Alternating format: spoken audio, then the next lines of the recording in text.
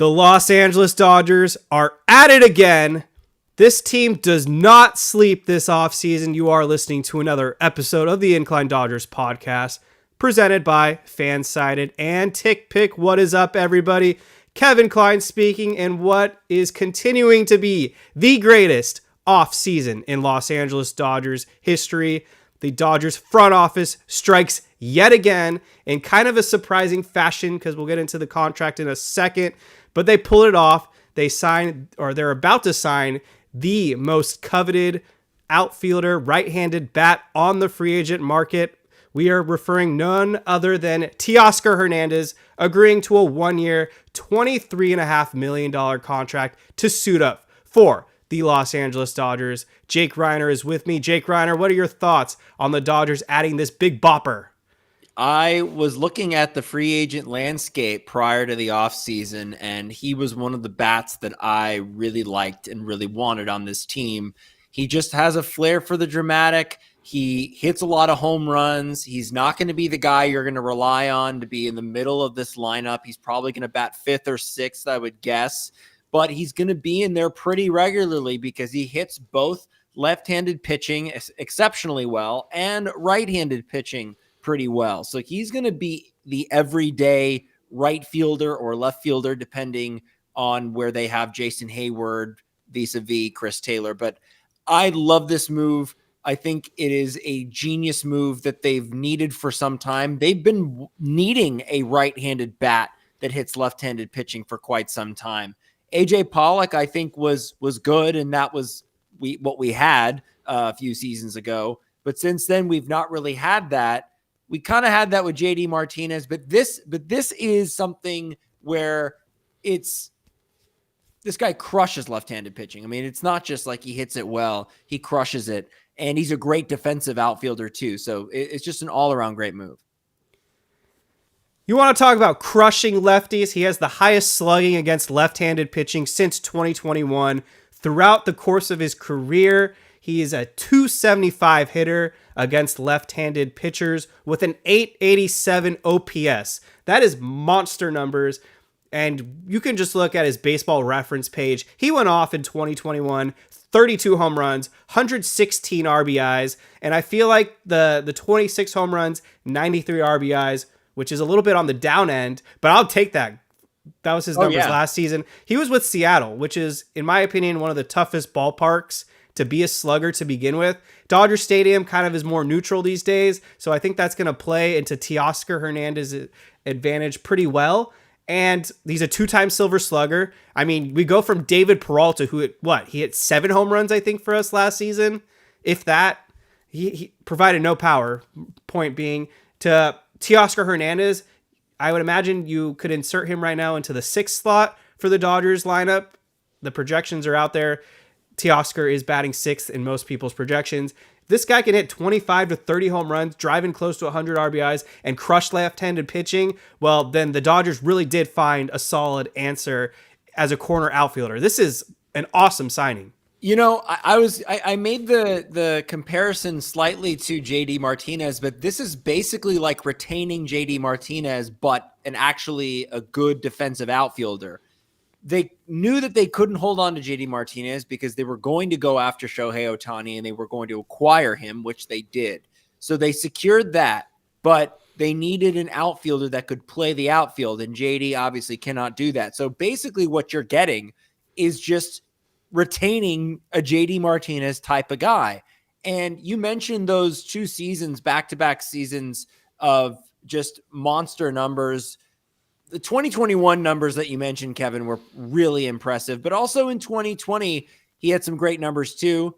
Both years he got MVP votes.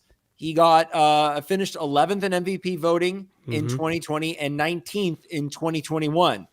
That's a pretty damn good clip right there for someone that isn't expected to be your number one option in a lineup. On the defensive note, the Baseball Savant advanced metrics suggest that he has a cannon for an arm.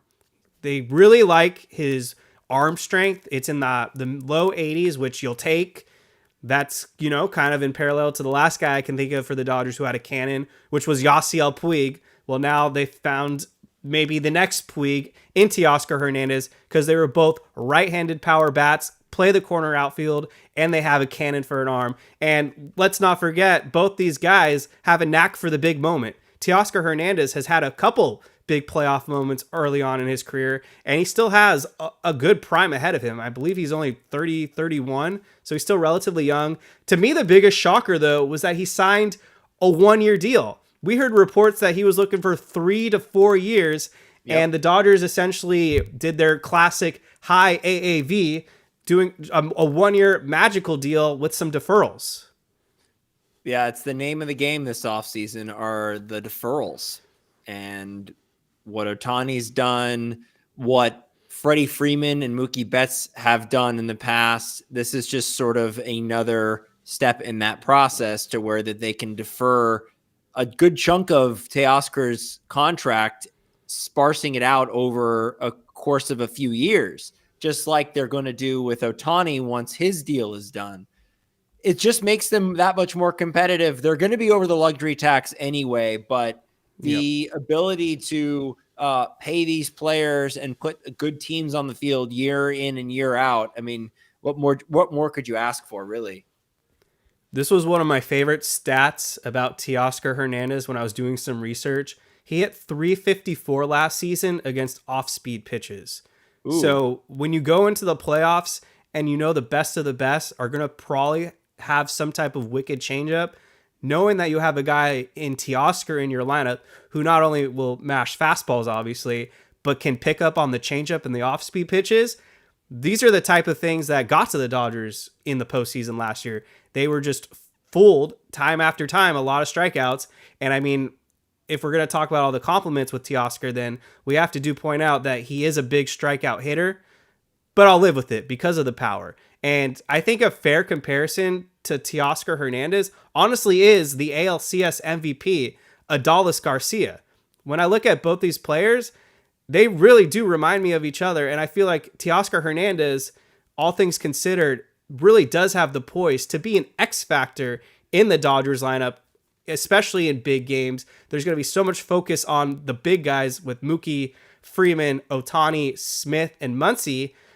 But to actually have a role player this time around who is a power bat, has some clutch in him, has some success as a veteran, we go from having to worry about injured David Peralta coming through or Jason Hayward having to come through. Now, all of a sudden, the lineup is super stretched out. If Teoscar Hernandez is your sixth hitter, James Outman is your seventh hitter, Jason Hayward, I guess, could be your eighth, or Margot, whoever, and then maybe Gavin Lux, the solidified shortstop at the bottom. This is maybe, on paper at least, it's looking like the deepest Dodgers lineup since 2020.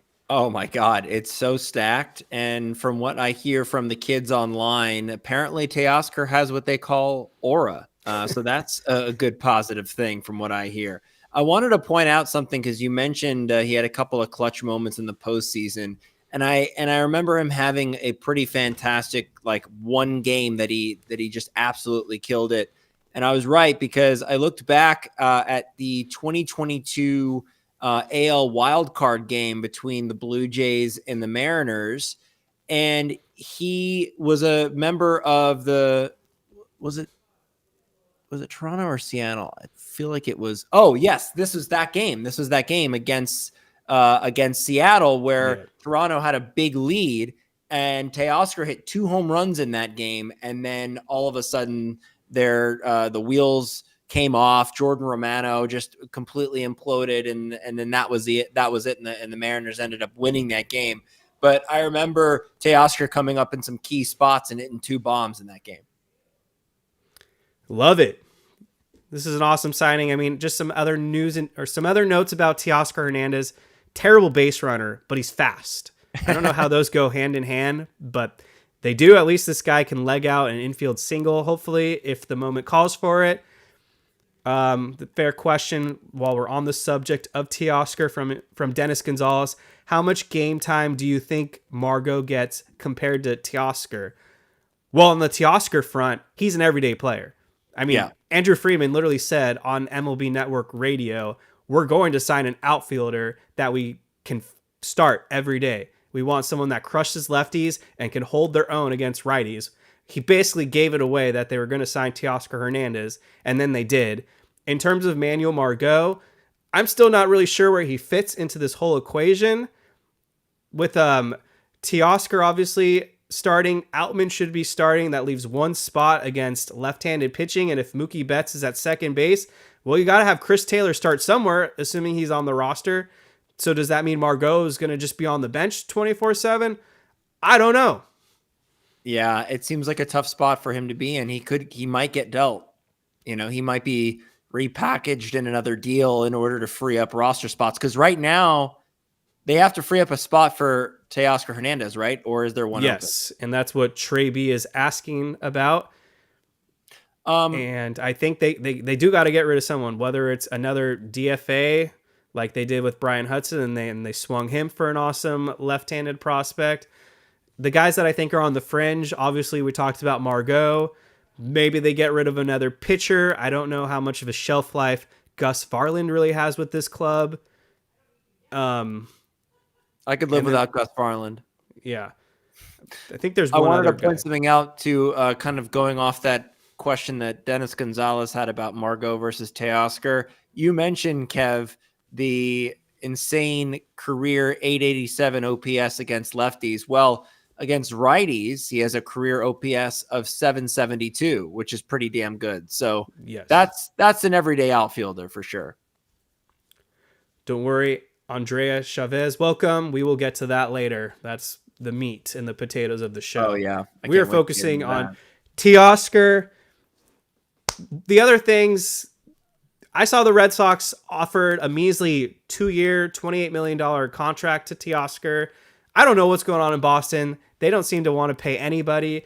I'm honestly surprised the league in general just let Teoscar Hernandez fall into the Dodgers' lap. We heard that the Angels were really interested. We heard the Red Sox were interested. And yet, here we are. Teoscar Hernandez, 1 year, $23.5 million contract with the Dodgers. 26 home runs, 93 RBIs, which is what we saw last year. My God, what a huge upgrade. Do you think it's possible that he wasn't seeing those 4-year, 3-year, 4-year deals being offered to him, and he just decided, I'm going to take a 1-year deal with a team that I know is going to be good and I have a shot to win a title, but also rebuild my brand and have like a career year and then get an even bigger contract the next offseason? Seems like it. If we're going with the theme of this offseason where reports have just been wrong across the board for like every player, then it wouldn't shock me at all if no one actually did offer Teoscar Hernandez 3 or 4 years. And if the Dodgers are viewing him as a $23.5 million player and he has a good season, that means, assuming, I don't think he's been a free agent before, so the Dodgers could attach the qualifying offer to him in the offseason, and worst case scenario, if he signs elsewhere, they get a pick. They get a draft pick. So this is a win-win. Thank you for the rest of Major League Baseball for giving us an electric power hitter. I agree with Jake's comparison 100%. A lot of people wanted us to replace JD Martinez. Well, guess what? They replaced JD Martinez with a much younger bat, someone that basically has similar power upside at this point in their respective careers, and he can play the outfield. So WWW.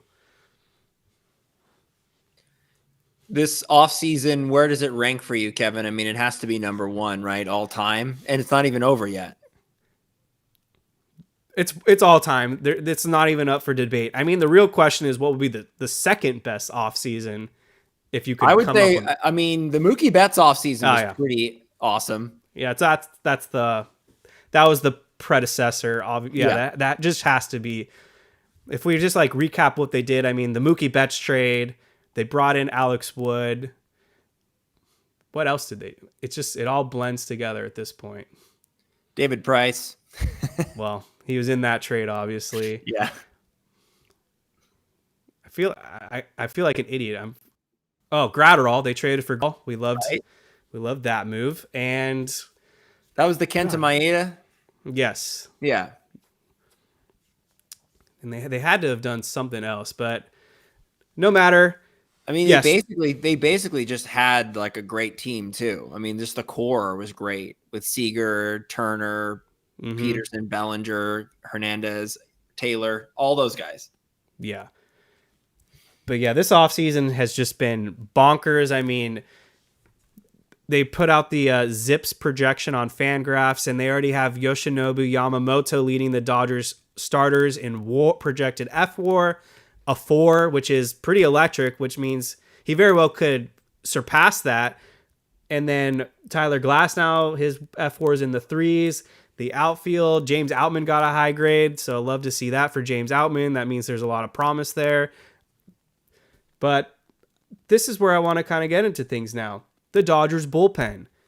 Because Andrew Friedman basically hinted it himself, Robert Murray, Jim Bowden. The Dodgers aren't even done. So this is the greatest offseason ever, and they're still not done. And if I had to guess, the Dodgers' next area of focus is going to be the bullpen. And John Heyman has written articles, other people have thrown it out there as well, that the Dodgers do remain the most connected to free agent closer Josh Hader. Do the Dodgers pull it off and bring in Josh Hader? I mean, why not? I think once they got Yamamoto, it was like, okay, let's just go get everybody. I mean, it's one thing to get like, Ohtani and then a Glass now, and you get a few other pieces here and there and just call it a day, and that would have been a successful offseason.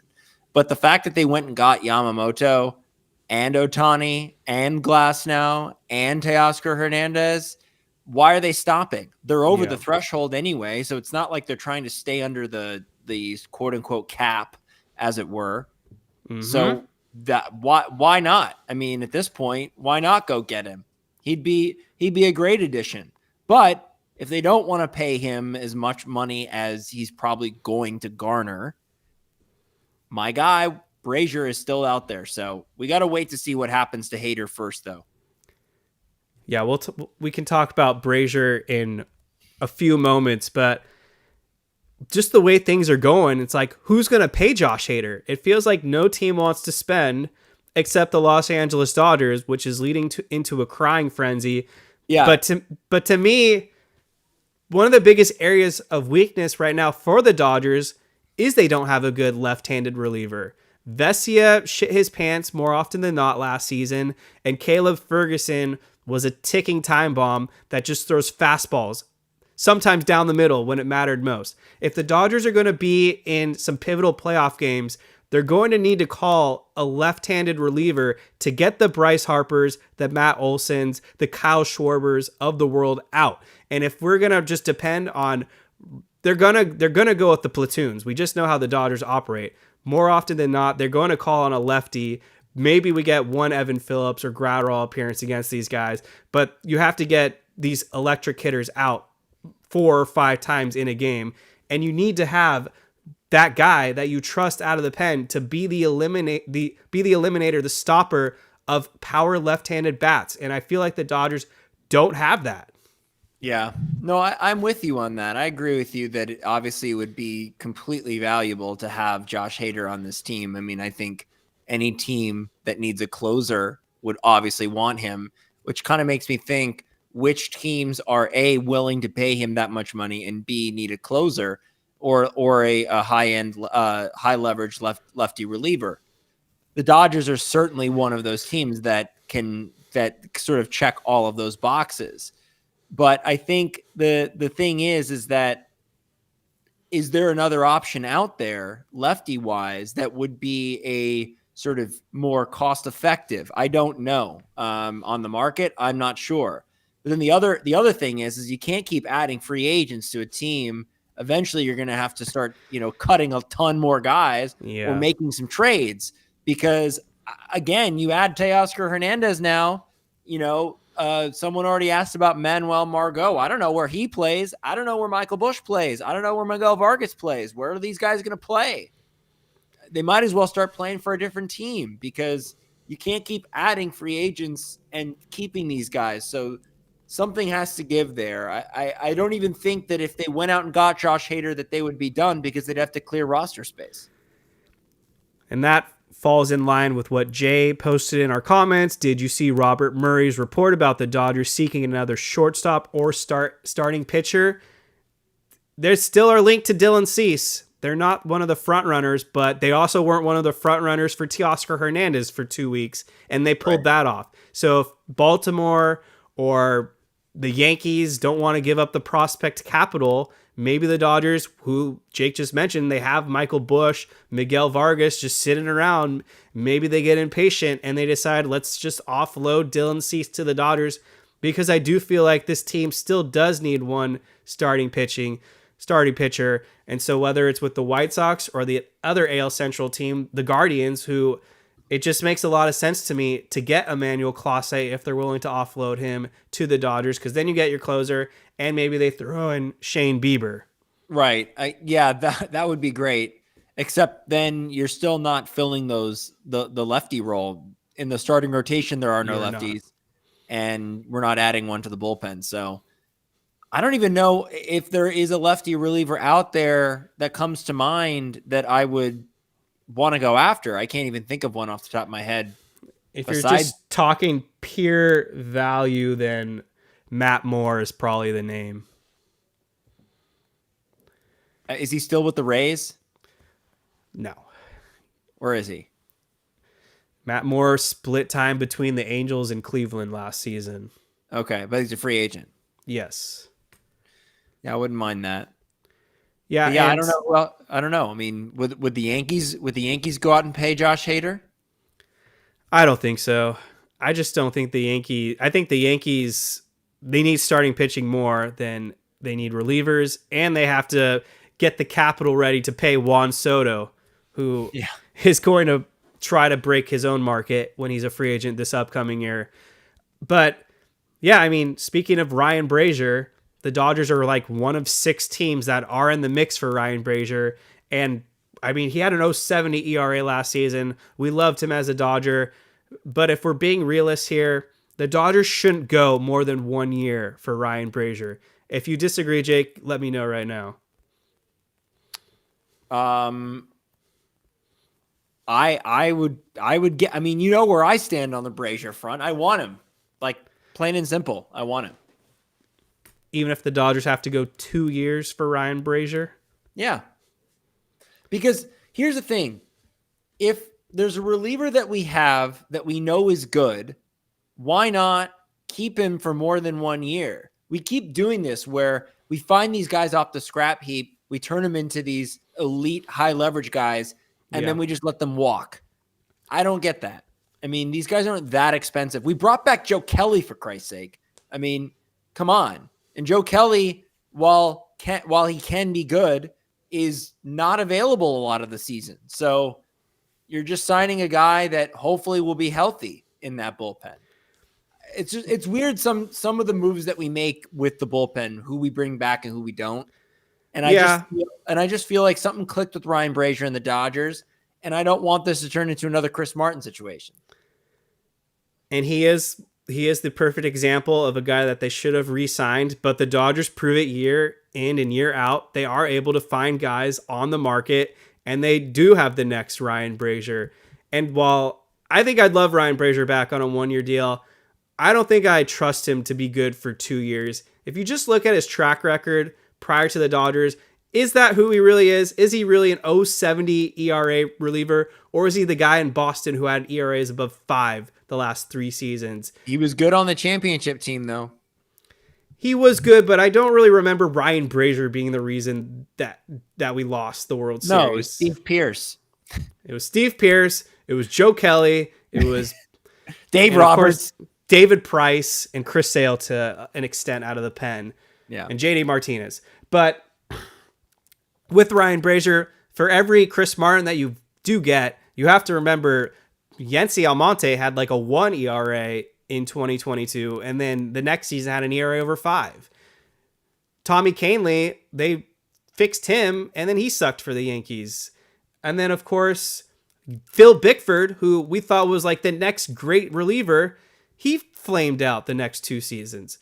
And so I think the Dodgers are smart enough here. They're going to find the right price. They're not going to overpay for Ryan Brasier, but I think it does really do fall into where does Josh Hader sign? I mean, if the Dodgers get Josh Hader, I think that's it. If the Dodgers don't get Josh Hader, they probably will bring back Ryan Brasier because he is a guy that they know in and out very well now, and he just fits the mold of what the Dodgers look for in a reliever, which is a guy that has a nasty sweeper. And I would say that Brasier is better than those guys that you mentioned that had great seasons, like Bickford and Almonte. I think Brasier is better than that, than those guys and what they did. So there's that too. But I get it. I mean, it is a crapshoot when you talk about relievers and guys that kind of came out of nowhere. You know, will they continue to produce? It's sort of like with Max Muncy and Chris Taylor. They were great when they were discovered by the Dodgers, and they continue to be good. I think Muncy a little bit more consistent than Taylor, but still, those guys have stuck around and have continued to produce. Well, you brought up Max Muncy, so why don't we just get into that segment right now? Max Muncy. That was a strange comment from Max. Max Muncy was on foul territory, and I don't really know the context, but he basically talked about him being excited for the Dodgers locker room and clubhouse atmosphere this upcoming season. He's excited to play with Shohei Ohtani. And then he mentioned something along the lines of throwing some shade at some former teammates. He said, there's some guys that we shipped out. They only cared about their numbers and they got rid of them. So I think the biggest mystery here is, one, who is Max Muncy talking about? And two, do we like this little spice that Max Muncy is given the listeners? First thing I'll say is, yes, I love the spice. Give me more spice. I love Max Muncy. I love the way he talks. I love that he told Madison Bumgarner to go get it out of the ocean, even though it wasn't the ocean. Like, I love his attitude all the time. So I feel like when he speaks, it's from the heart and it's honest. And I'm sure there were a ton of guys that were just kind of there for personal accolades. A lot of people throwing a lot of names around like Trey Turner or Manny Machado, or some people said Bellinger. Some people said Corey Seager. That's the one name that kind of sticks out that I don't really know where that's coming from, the Corey Seager thing, because that guy seemed like such a team player and he won us a World Series. So I don't really feel like that. I mean, and also the Dodgers weren't going to match what the Rangers were going to pay him anyway. So that to me was the only standout that I was like, I don't think Corey Seager was that. I mean, they got rid of Bauer. I mean, maybe Bauer was one of those guys too. I mean, there's so many different guys that he could be talking about. But I think that one thing is true is that year in and year out, they find a good clubhouse. I mean, there has rarely ever been a huge brouhaha, an internal struggle in any of these clubhouses, any of these Dave Roberts clubhouses. Let's say that. I mean, aside from Yasiel Puig and like a Zach Greinke type of deal, like there's been nothing like that since then that we've seen that's spilled out into the public. Maybe things have gone on behind the scenes, but things that have gone public, we've not heard anything like that. So I think that Max is sort of just saying that there are maybe some fringe guys that maybe weren't there for the common good, let's say, and they're gone now. Yeah. They didn't even really brought up Scherzer too. That's another one. They didn't ship out Scherzer though. They didn't ship out Trey. But like that's semantics. I think he means like not necessarily trade, but like that they let them go. Yeah, I mean, I'm one of the biggest Scherzer haters out there, but I doubt he was throwing shade at Max Scherzer, just given the fact that he was basically their ace up until that moment. He came out of the bullpen in a decisive Game 5 against the Giants, so he did, lay a little out on the line. But I think it's more like fringe guys who he could be referring to. I don't know, Billy McKinney, some loser like that. Oh, please. Luke Raley, DJ Peters, guys that are probably Billy McKinney's caring about personal stats. I mean, he could barely get a hit. Maybe that's why he has to care. I don't know. I don't think it was Billy McKinney and Luke Raley. Sheldon Noisy, get out of here, pal. Yeah, yep, exactly. They had to ship out Sheldon Noisy. I mean, a sleeper could be AJ Pollock because they traded him for no reason. But again, Zach McKinstry, yeah, that's a good one. Maybe a Zach 10. McKinstry. Like, I don't know who Max Scherzer's talking about. Like, You mean Max Muncy? sorry, yeah. I don't know who Max Muncy's talking about. I saw the Scherzer comments.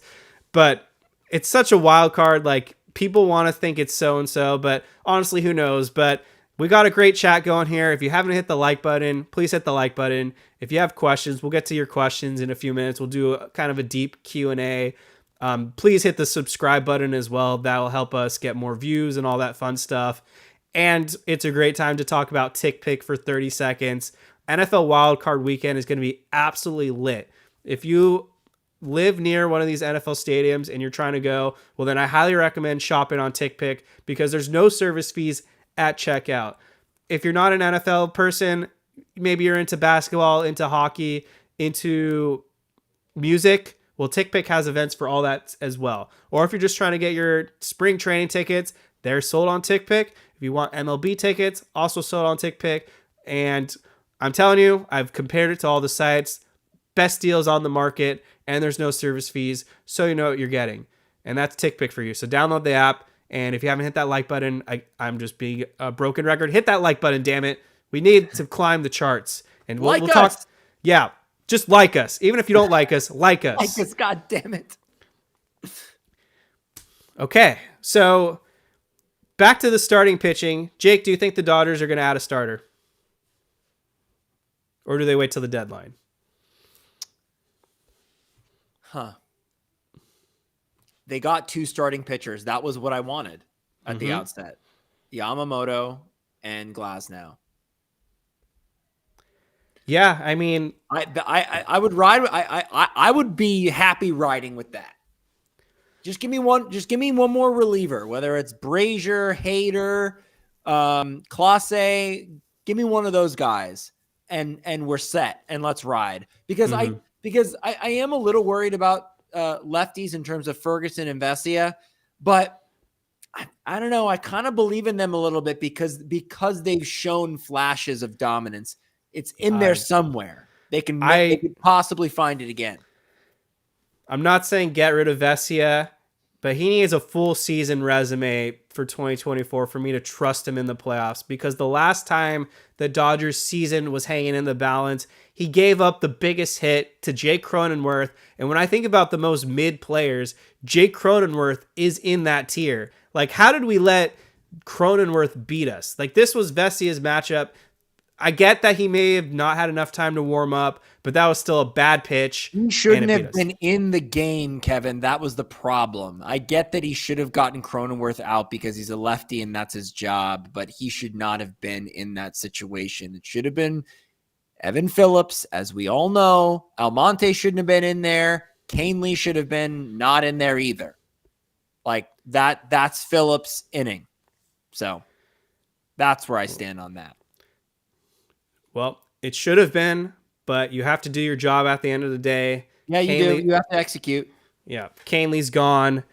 Almonte hasn't been the same. Vesia hasn't been the same. So that these guys are going to come back. I swear, getting Ohtani and Yamamoto, I mean, that's going to elevate people. I have to believe that is going to elevate the other players on this team.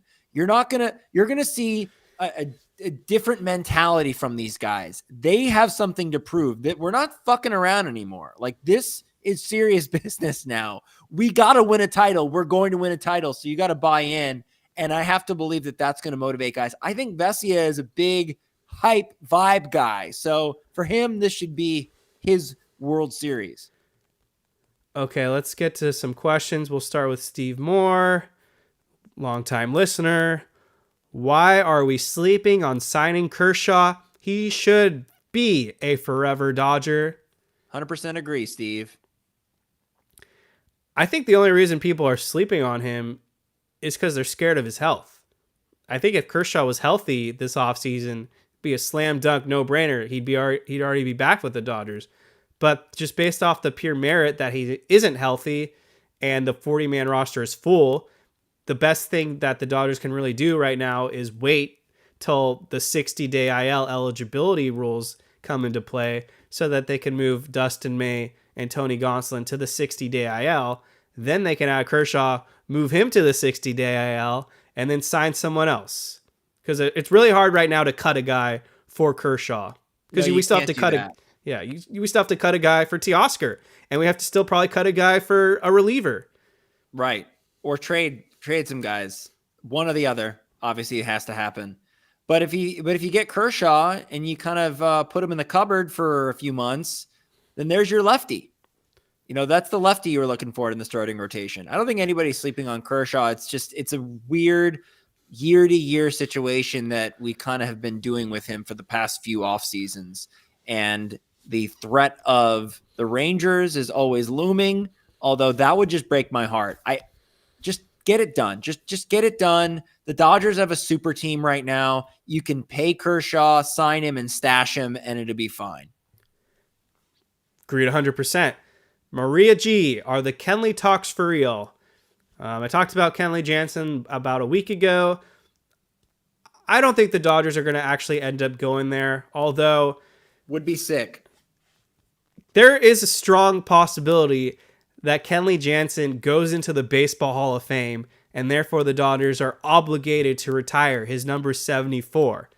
So while I don't want Kenley to necessarily be our dedicated closer anymore, if he's willing to be a setup guy, I'm cool with that. I would love for Kenley to retire with the Dodgers, whether it's a final season or a one-day contract. I do feel like there is some unfinished business with Kenley Jansen.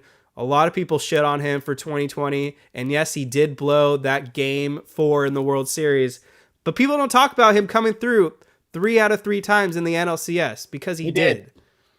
He did. I don't think Kenley Jansen is going to take a lesser role other than a closer. So if you get him, he's going to be the closer. I think that's kind of what's going to happen because they want to make someone the closer, and Kenley just isn't good in any other inning. Like, we've seen him try to come in other innings, and he just isn't good. Aside from that 2016 NLDS where he came out of the bullpen and pitched like 2 or 3 innings, and then Kershaw came in and closed it out. That's a special circumstance. But I think if you get Kenley, he's going to be the closer. I mean, it would be cool to have him back. I like the idea of bringing all the guys back, like him, Kike, Justin Turner. I mean, I'd love to have all of them back, but obviously there's not enough room for all those guys. Kenley Jansen would be sweet, though.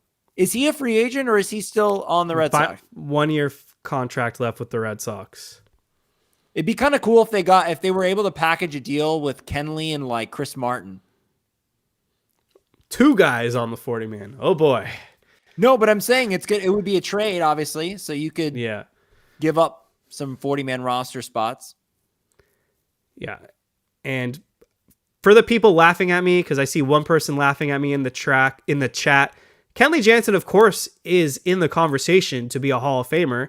I mean, he's just a few saves behind Billy Wagner, who's about to get into the Hall of Fame. I think he has a few saves now ahead of Craig Kimbrell, so he's the current active saves leader, if I have that correct. So there is going to be a good chance. I'm not saying he's a first ballot, but maybe year 8. You look at his resume, Kenley Jansen is one of the greatest closers ever, just because of the longevity and the dominance. So I don't think that's a crazy take. Most saves in franchise history. Yeah. I don't think that's crazy to think Kenley could make the Hall of Fame one day. No, I don't think so either.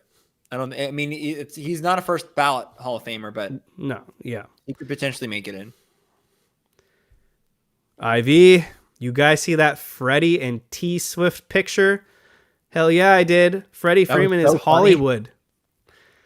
I don't know what he was doing at the Golden Globes, but live your Hollywood life, Freddie. I bet Chelsea, that her name, Chelsea Freeman? Yes. I bet she wanted to go. Dragged him along. They looked stunning. I don't know why the Dodgers were posting a million pictures to their social media. I felt like this was another episode of The Bachelor.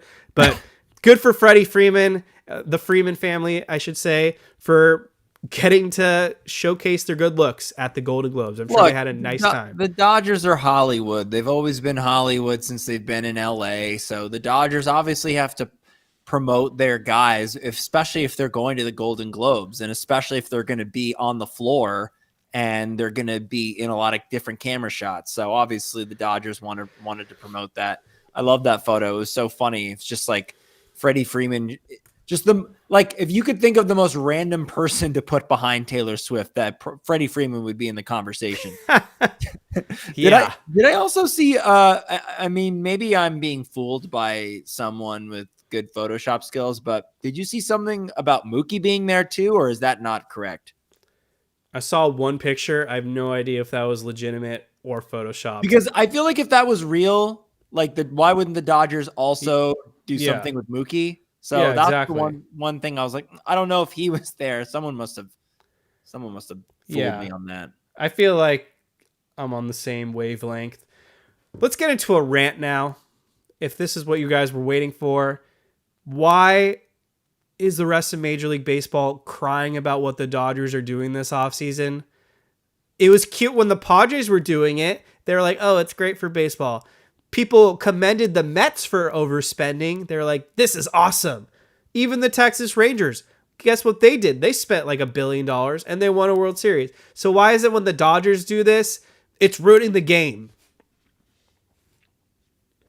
Because it would be the same thing if the Yankees did it. There are just certain teams across Major League Baseball that a majority of fans that aren't supporting that team are going to hate.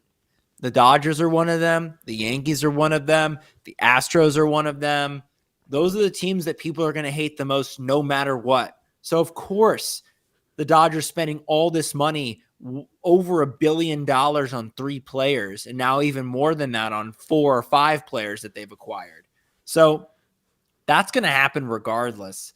I just find it funny that people are calling for the Dodgers to be investigated like they're doing something illegal. Like that to me is the most ridiculous part of the outrage surrounding this is what are we doing? Like, what do you mean investigate the Dodgers? Like, your team could do that too, you know? Like, I'm sorry, Shohei Ohtani doesn't want to live in San Francisco. Sorry, Shohei Ohtani doesn't want to go back to the sorry Angels franchise. Like, that's on you, dude. I'm sorry that the Oakland A's are so cheap they're going to have to move to Las Vegas. Like, these owners are rich. They can pay players. They can try to entice certain free agents. It's just unfortunate. Sometimes you're going to be in a city that is just not as desirable as other cities. Plain and simple. So you got that against you. But to me, it seemed like Ohtani was more concerned about winning every year. And he looked at the landscape and he said, wait a second, the Dodgers are giving their players, their fan base, their city a shot to win a World Series every single year. I think I want to play there. Yeah, I've got 2 words for all the haters who are just crying on Twitter and accusing the Dodgers of insider trading and all this bullshit. The 2 words are shut up. Like Jake said, every team has an even playing field. It's not like the Dodgers are running away with the TV money either. They split it evenly across the board with the TV revenue, all that nonsense. These owners all across Major League Baseball are billionaires. They just choose not to spend because they care more about financials than the game itself. And for a guy like Shohei Ohtani, he exactly did choose the Dodgers for the reasons that Jake is suggesting. They have established a winning culture. Everybody that comes to the Dodgers usually benefits. A lot of guys who use us for a launching pad go on to have great careers elsewhere. And so the Dodgers do it all right with the development, the scouting, you name it. And Jake alluded to it earlier. We haven't even heard any drama under the Dave Roberts era, really. I mean, Yasiel Puig was about as dramatic as it got, and they got rid of him. Right. And the only thing that flared up was his Roberts' weird feud with Bellinger. He kept benching him, and Bellinger wasn't hustling or whatever. Like, that was the only thing that was like what could be called a controversy. I mean, this is a very desirable location to play. And for everybody out there that's just, crying and saying that it's illegal, it's just, I mean, come on. You've got I saw something that came out in the LA Times, like the state controller is trying to have Congress investigate the Dodgers' handling of Shohei Ohtani's contract and how basically because he's deferred all that money after he's done playing for the Dodgers, he can move to wherever he wants and then won't be subjected to the taxes here in California, and that his contract should be investigated. It's just like, Jesus Christ, it's just insane that the amount of the big reactions people get when it comes to the Dodgers. And then this is coming from 300 GJW. Dodgers paid what the Giants offered. Dodgers paid what the Mets offer. Both players chose the Dodgers. It's Ohtani and Yamamoto. So this whole narrative that nobody wants to come to Los Angeles, no one wants to pay the California tax. Well, thank God those narratives are dead, because Glasnow, Ohtani, Yamamoto, Hernandez, Hayward, Joe Kelly, just a great list of players that have chose to come to Los Angeles or stay with the Dodgers. And so anyone that was criticizing our great state could go ahead and suck it. David Beckham chose Los Angeles, Shaquille O'Neal chose Los Angeles, and Shohei Ohtani chose Los Angeles. You know who else chose Los Angeles? LeBron James. So there you go. There's another one. To the point, though, Kevin, about, and I want to hear your take on this, but to the point about, quote unquote, paying for a championship, let me just touch on that for a second. It's bullshit when it comes to baseball, because you can pay maybe for players, for enough good players on your team to make it to the playoffs. The regular season is a whole different animal to the postseason, as we know. It's a marathon and all of that. But in terms of winning or paying for a championship, it's a crapshoot in the postseason. There's no guarantee these players are going to show up. The Dodgers have had that every single year they've gone into the postseason, where they've got a stacked roster, but for some reason they can't put it together. These guys aren't performing. So it's such a dumb argument, I think, because it's like, yeah, the Texas Rangers won the World Series last year, but the Nationals, who started the year like 19-31 in 2019, end up making the playoffs, getting to the World Series and winning it. Like, yep. It doesn't matter some years. It's just a crapshoot. So the Dodgers are just putting themselves in the best position to win, but that doesn't mean these guys are going to perform in the postseason. Absolutely. And again, it's just to the point. If any other team was doing it, no one would care. It's not like there's no salary cap, so boo-hoo. It's the Dodgers aren't even spending the most. I mean, the Mets still are spending more money technically. It's just locked into bad contracts and players that aren't playing for them anymore. And I mean, look at Patrick Mahomes of the Chiefs. He's making like 50 or 60 million a year. No one cares about that. But with Shohei Ohtani, oh, this is bullshit. And it's a good point that Ivy posted. People cried and begged and pleaded for Shohei Ohtani to be in the postseason. Well, it's almost a lock that he's going to be in the postseason now every year. But now no one wants it because he joined the Dodgers. Like, F off. Right. Exactly. He wasn't getting there anyway with the Angels. Mark Scherzer. Do you think the Dodgers should go after Hader? We've already talked about that. That's a yes. Or trade for Corbin Burns, Devin Williams in one package, or Shane Bieber and Emmanuel Clase. So I guess if you had to pick one, is it Burns and Williams or Clase and Bieber? I think it has to be Burns and Williams. Yeah, that's a no-brainer. Corbin Burns is the best player in this thing altogether. And Devin Williams, some people say Clase is the best closer in baseball. There might be an argument that Devin Williams is even better than Emmanuel Clase. Clase blows a lot of saves. Devin Williams just gets really mad and punches walls sometimes. But what the airbender, I believe that's the terminology of Devin Williams' changeup. Like, put that on the Dodgers. My God. Like, that'd be freaking crazy. Doesn't seem like the Brewers are going to trade, though, right now until the deadline. Huge mistake, in my opinion. But you never know. Maybe the NL Central ends up sucking and they could win the division, because that seems to be a very Brewers thing sometimes. Versus the Guardians, they're willing to deal, but Shane Bieber kind of scares me. But I like Clase. Yeah, I'm with you on that. I mean, those would be two good trade packages that you could basically call it an off season, right? And free up roster spots. You know, Vargas and Bush are going to be in that deal. Maybe a Landon Knack or some other pitching prospect. that could be in that package for those players. And then there's your offseason. You add Kershaw, hopefully, and there you go. Get your questions in, people. Not going to be here all night, so if there's great questions you have, get them in the chat right now. Hit that like button while you're at it. Jake, I wanted to ask you, because I feel like we're going to ask this anyways. Teoscar Hernandez is still a free agent. Does he come back? Does the Teoscar Hernandez signing kind of put a nail in the coffin? I think everyone would love to have Kike back, but we've talked about it all night. Where are you going to play him? Right. And I think the only way that you'll get Kike back is if you somehow try and get rid of Miguel Rojas. That would be the only way. Because right now, it's Teoscar Hernandez and Manuel Margot. You're not going to add Kike Hernandez to that mix, even though I would love that. And I'm kind of bummed that they got Margot, because I feel like if they didn't, maybe Kike Hernandez would be kind of a much more viable option. But yeah, I would much rather have Kike Hernandez spelling Gavin Lux at shortstop than Miguel Rojas. I can tell you that.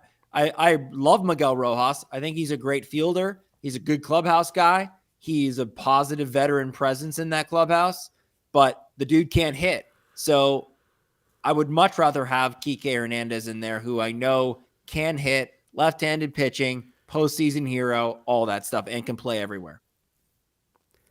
Just dropped it in the chat. This is the link to the 3rd annual Incline Awards, because voting will commence at the end of the month, and then we'll talk about the winners early February.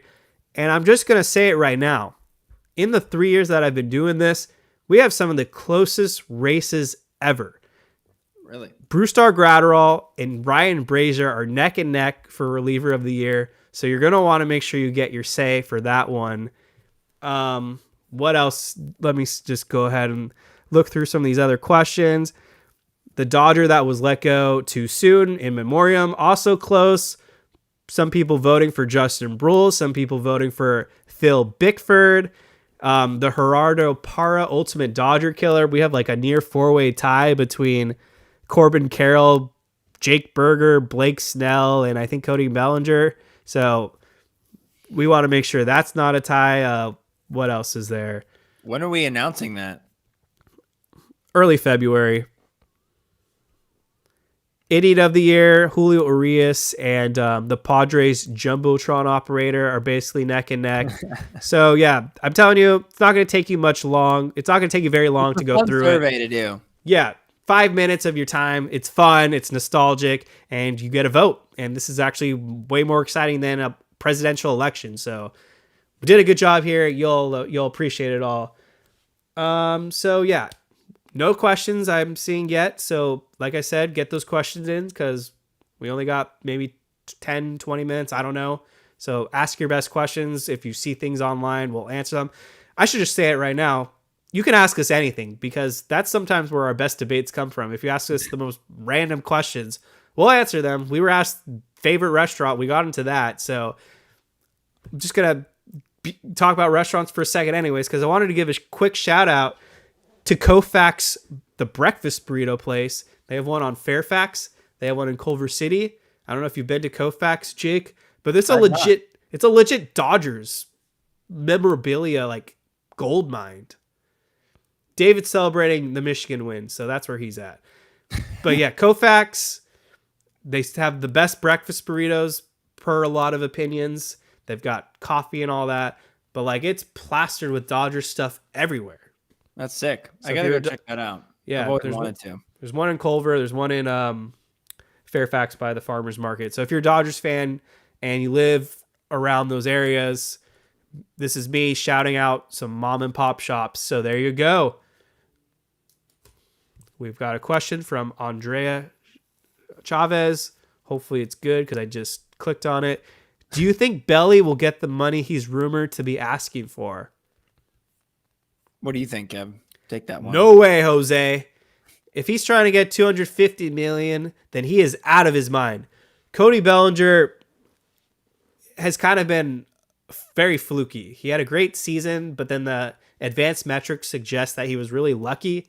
And I just really feel like once this guy gets his money, he's going to go back into the 2022, 2021 kind of loser Cody Bellinger era. Like, I don't know what happened to this guy, because when I used to watch Cody Bellinger play for the Dodgers up until 2020, I felt like this was a bona fide near Hall of Fame talent. And then he just completely plummeted.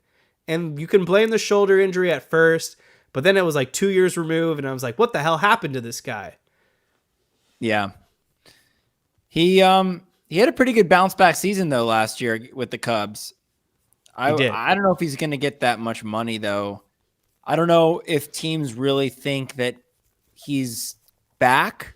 I think that's got to be the determination if these teams really feel like he's going to build on this. And we've not really seen that consistency from him. He's had a few outstanding seasons, but rarely have they been put together consecutively. And he's great in the postseason, but he's got to get there. And the Cubs basically could have waltzed into the postseason last season, but just collapsed. So they didn't get a shot. I don't know if he gets that much money though. I don't know who would pay him. The Giants? I don't know. No, they're going to probably pay Matt Chapman or Imanaga.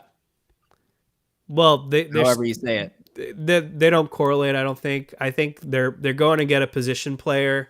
No, I was just saying because the rumors are that they're close on him. Yeah, but what I'm saying is I don't think they need pitchers, but they also need a hitter, and I don't think they go in line because they're not going to pay Blake Snell surprisingly now. So they'll get like their mid-tier pitcher. Who is going to pay Blake Snell? You think? I don't freaking have a clue now, honestly. Yeah, I don't either. It might be the Yankees. They might just say, "Screw it, we'll give them the bag." But yeah, I mean, I think Matt Chapman, he's going to go to the Giants. I was asked this last week. I said I think Cody Bellinger might end up with the Angels. I could see that. It just feels like Toronto, or back in Chicago, or back to Chicago. It would have to be like a near kind of Freddie Freeman situation though, where he's just gonna have to take a little less because no team wants to pay him that ridiculous contract. So he's probably gonna fall into a team's lap. So maybe he goes back to Chicago because he's comfortable there. Maria G, I hate the thought of a patch on the Dodgers uniform, but if we had to, what patch would you guys go with? I think she's saying she wants In-N-Out Burger. I don't think that works though, because they have the Shake Shack restaurant in Dodger Stadium. No, this is basically what would you want. Yeah. I don't think it's within the parameters. Well, Farmer John would have been cool, but they really dropped the ball on that. 76, I don't know. AM, PM, no. I'm just trying to think of like main sponsors. In-N-Out would be kind of sick. In-N-Out makes a lot of sense, but it's a cool logo. I kind of want something that just blends in. Like, give me something blue. But what would be blue? How about Dippin' Dots? Oh God! Right on the shoulder. It's a tough question, Maria. I honestly don't have an opinion. This just puts me into a wormhole of things that I don't like, and I don't really want to go down that avenue tonight. So I don't care. Lakers are doing like BB Go. Like, I don't even know what that is, but it seems to be working. Not really though. They're under 500. IV, are you guys gamers? Depends on. I'm not a gamer in the sense that I play online against other people, but I like 2K and I like MLB The Show, and I grew up playing Halo on Xbox.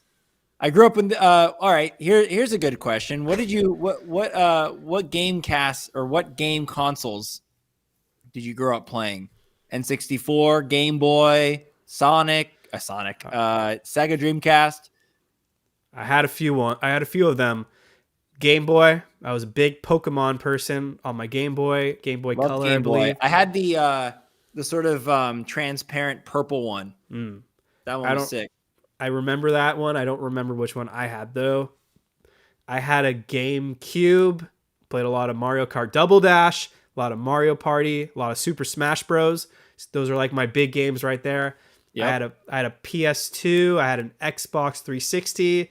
Grew up playing a lot of Halo in high school. Halo was the shit. Played a lot of Call of Duty, and now I'm not a gamer at all. And I played MLB The Show and NBA, but more of a board game guy now. I like a lot of Settlers of Catan. I like card games. I play poker. I play blackjack. What other games are there? Yeah, just play a lot of games, I guess. I grew up playing Ken Griffey Jr.'s Slugfest on N64. That was my favorite game. Or Ken Griffey Jr.'s Baseball. Did you play either of those games? I don't remember what year that came out, but I am under the firm belief that MVP Baseball 2005 is the greatest baseball game ever. That's the one with Manny Ramirez on the cover. A lot of people have that opinion. It was just like the perfect game. I don't know what all clicked, but it was basically like the Lakers 2000 to 2002 title run. It was just flawless, just smashed. Just a few more questions, then we'll get into final thoughts. Mark Scherzer, how would the contract look if Roki Sasaki gets posted next season? Can't sign a huge deal, but would there be a signing bonus, not posting fee?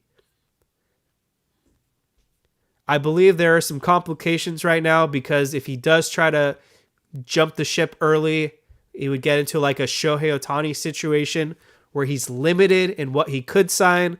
So we are talking, maybe $50 to $70 million range, which for the Dodgers, that's like a hit and run steal right there. Because if Roki Sasaki waits until, I believe, the age of 25, which is the eligible posting fee for max dollars, then he would probably get paid even more than Yamamoto, because there's a lot of speculation out there that this guy is even better and that the Dodgers are rumored to even be all in on this guy. So it's hard to really answer the question directly because we don't know the full context, but you best believe the Dodgers will be heavily in the mix for Sasaki when he's posted and available to jump over to America. I love what the Dodgers are doing to this roster. It's special. Dennis Gonzalez, I don't know why you're asking this question, but I'm going to answer it anyways.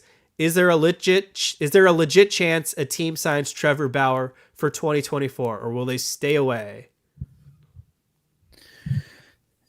Yeah, there's a legit chance.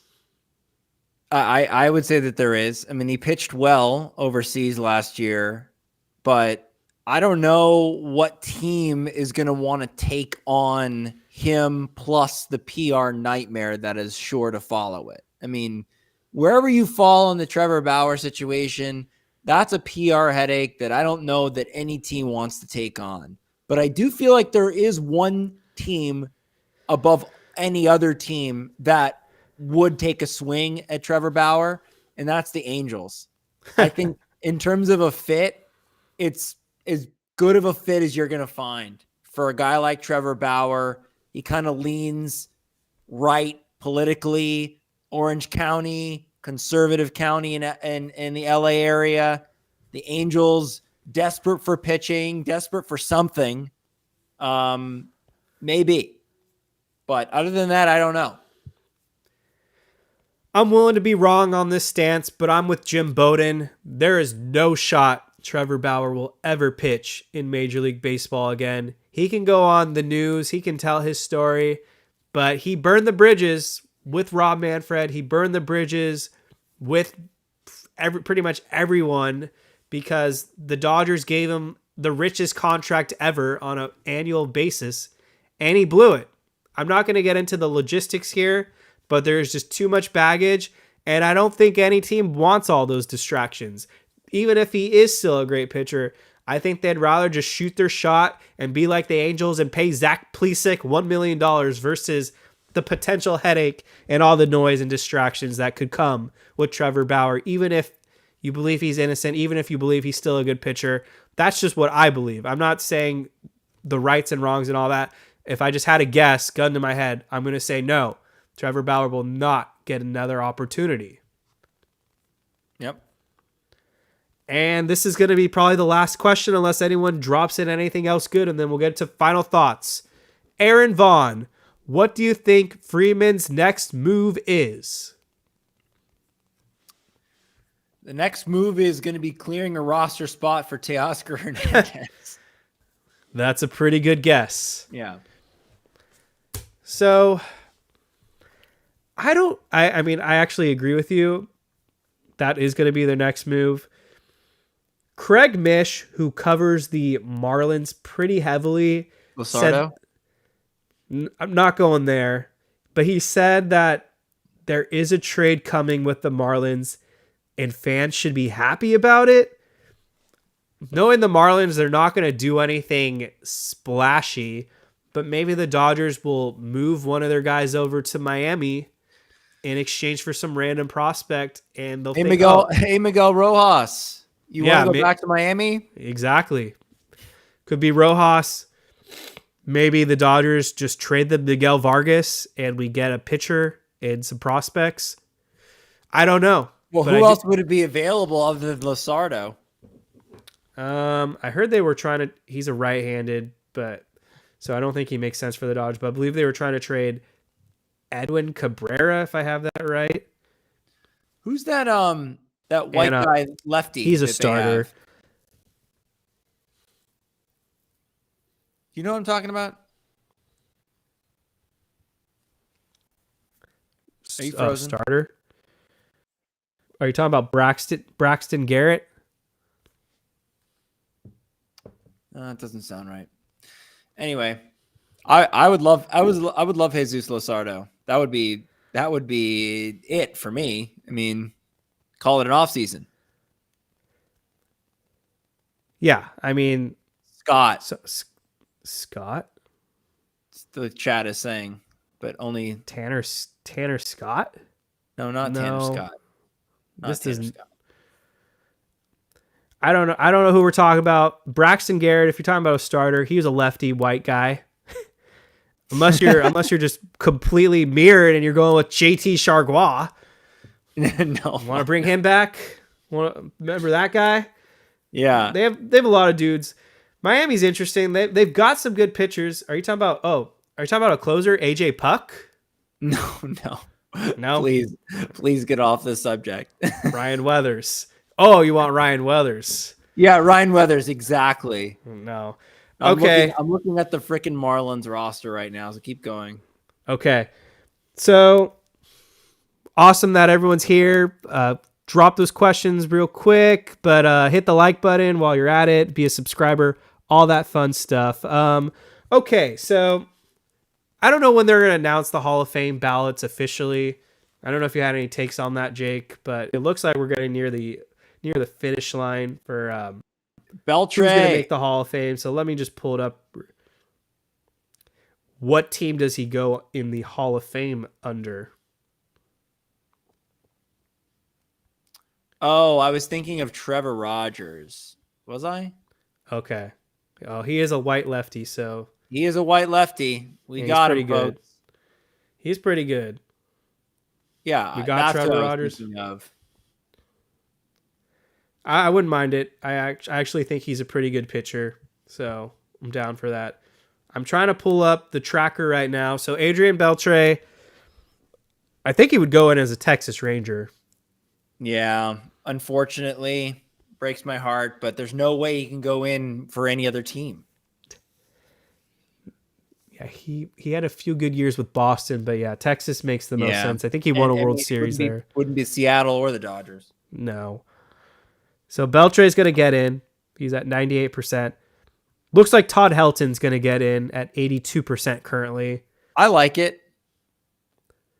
Joe Mauer, really excited for him. He is close to getting in right now. He's at 82%. Really? That's good. People forget how good Joe Mauer was. He was excellent. For a catcher, winning batting titles, and I believe he won one MVP. He was awesome. Yeah, he was awesome. And Jake's favorite, I remember you dunking on him a couple years ago, Billy Wagner, his 9th year of eligibility, he's at 80%. Yeah, he'll get in. He's a good closer. Gary Sheffield, last year, on the fringe right now, 76.7%. That's wild to me. Was he on the Mitchell report? He did steroids, right? I think so. I think he was on the Mitchell report. I can't remember. I just can't remember I all don't think he ever got popped, though. I don't think so either. I mean, he should be a Hall of Famer. I mean, he has well over 500 homers. Yeah, and I think the only reason that he didn't get in was because of the steroid speculation. But yeah, all-time great. I don't know what team he would go in with. The Yankees? No. He was on a lot of teams. Like I don't. Yeah, Remember. he was on the Marlins, the Brewers, the Dodgers. Let me see what. The Braves. You have a cup of coffee in Detroit? Yeah, he was with Detroit. Yankees. Maybe Yankees. I think He was such a cool Dodger. Like, I remember him. That was one of the first teams that I remember growing up a Dodgers fan, was having Gary Sheffield on the team. And his batting stance was just awesome. And he hit the living shit out of the ball. He just hit the ball so hard. here's a Really fun enjoyed. fact. Despite playing the most seasons of his career, 6 years with the Marlins, he actually had the most home runs of any team. So Marlins, Dodgers, Brewers, Yankees, Braves, Padres, Detroit, Mets. He hit his most home runs with one of these clubs was with the Dodgers. Yeah.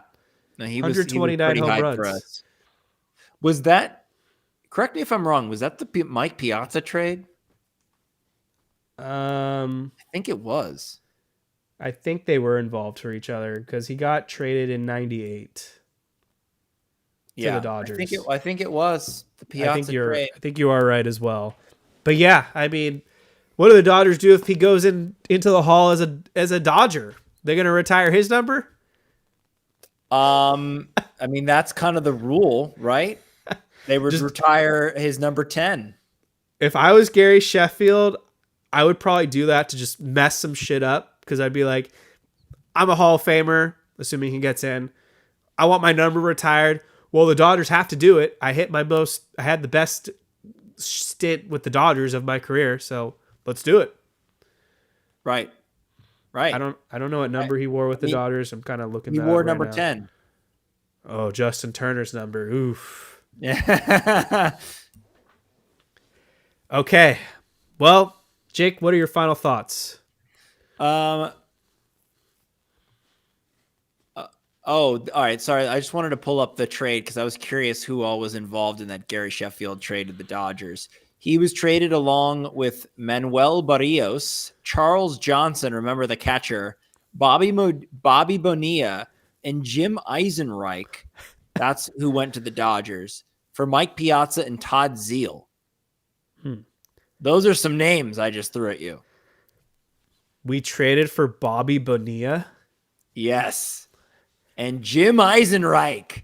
I don't remember the Bobby Bonilla part. I do. I remember Charles Johnson. I don't remember Manuel Barrios, but I remember Charles Johnson and Bobby Bonilla. All right. Well, that's interesting. Todd Zeile was like a fan favorite. So they traded two fan favorites. Well, one of them being a Hall of Famer and fan favorite.